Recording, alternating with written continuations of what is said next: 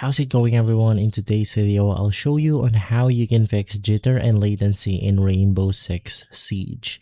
So first things first, if you have something like Epic Games open up, Steam, you just want to make sure that they are not updating your applications on the background because this will cause latency onto your games.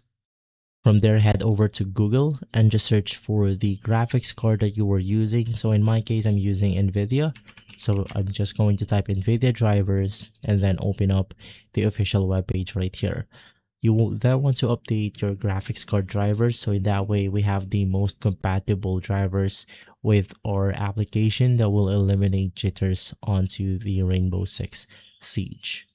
Now, you also want to try to lower down your actual graphical setting for Rainbow Six Siege. So in that way, it won't go ahead and jitter and have latency on your presses, your network, and etc. And if you have many open applications like myself, you just want to go ahead and close some out because this will free up resources that allows us to run our game more efficiently. And so guys, if this video has been helpful, leave a like, subscribe, and follow us for more videos like this. Thanks for watching.